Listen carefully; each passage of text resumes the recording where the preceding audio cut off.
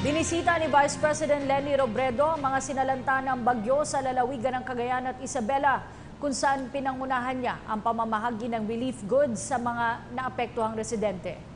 Mag-uulat si Kirby Cristobal live. Kirby. Yan na. Kati, uunahin na magkaloob ng tulong sa pabahay ang nais ni Vice President Leni Robredo para sa mga naapektuhan ng bagyong Lawin sa Cagayan at Isabela. Ito'y para tulungan silang makabangon sa idinulot na pinsala ng bagyo. Narito ang report. Unang tinungo ni Vice President Leni Robredo ang Kapitolyo ng Tugigaraw sa Cagayan. Sakay ng helicopter, nakita nito ang matinding pinsala ng bagyo sa naturang lalawigan. Ang talaga kailangan namin is the restoration of power. Talagang problema namin yun, kaya kung mabilisan sana yun. No? And then of course, yung mga bahay ng mga tao. These are the needs na kailangan namin talagang matutukan din namin. Marami nawalan ng mga bahay, marami rin partially destroyed ang bahay. Almost everybody is a victim here.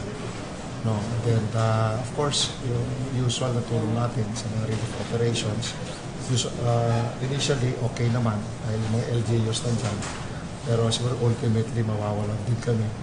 We need to be augment din yung mga natin. And then sa problema din natin yung agriculture natin. Lahat ng standing crops namin dito, makita nyo naman sila na lahat. We have a standing crop of almost 9,000 hectares for corn. Wala na kami maasahan doon. Meron about 60,000 hectares of rice land, rice. Wala na rin doon. So we hope na matulungan din kami dito ng national government and the private sector. Binisita ni Robredo ang bayan ng Peña Blanca at kinamusta ang sitwasyon ng mga residente na sinalanta ng bagyo. Sinabi nito na tutulungan ng pamahalaan ang ating mga kababayan, lalo na ang mga nawalan ng tirahan. Tinatanong natin si Gov ano yung pinaka-immediate na kailangan. Pero yung long term sa akin, yung mas pabahay. Kaya sabi ko sana kung pwede makakuha na ako ng estimates ng mga nasiraan talaga ng bahay. Meron naman sila ngayon, yung totally damage nila mga 5,000 yung partially damaged. Although sinasabi nila na tingin nila mag-i-increase pa kasi hindi pa lahat na numeroan dito. Pero yung gusto kasi natin immediate, gusto nating ibigay na yung requirements para, kasi paminsan nila nakakatagal yung requirements. Halimbawa yung pictures, nire-require yun ng COA, kaya immediately after dapat alam na nila na kailangan nilang picturean yung bahay. Agad rin nagtungo ang Vice Presidente sa lalawigan ng Isabela. Dito, pinangunahan naman niya ang pamimigay ng relief goods sa mga nakatira sa Barangay Fugu at Barangay Agasyan. Ano kasi yun, nakakalakas ng loob ng local officials na binibisita kaagad siya ng national officials. Yun yung simbolo na andyan yung national government handa kaagad tumulong. Kaya tingin ko yung presence namin. Padating din ngayon yung sina Secretary Tagiwalo.